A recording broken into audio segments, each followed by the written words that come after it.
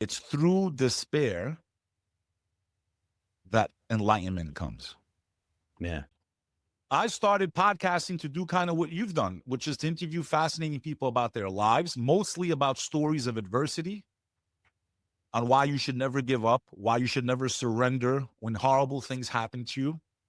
Because I've had my fair share of tragedies in life. And I realized going through some of these dark times why so many people give up and actually take their own. And once I got through some of these storms, I was like, I want to use my pain now as motivation to prevent other people from giving up. And that's how I started as a podcaster. One quote of his always stuck with me. It's through despair that enlightenment comes. Yeah. A lot of people, when they're struggling, coach, they're going through a rough time, they think, well, God doesn't love me.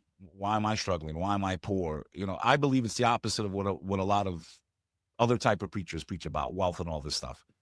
I don't think that's how God operates, in my opinion. I don't think he's punishing poor people. I don't think he's punishing people because they're going through these hard things. I think it's through despair.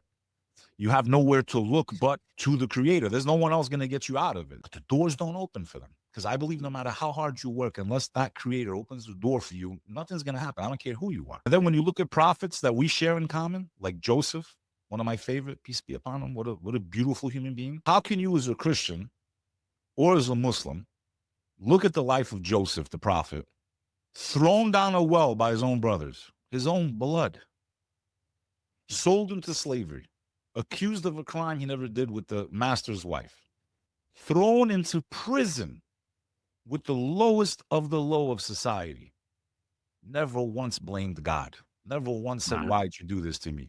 Never once said, why did you do this to me? Never once lost his faith.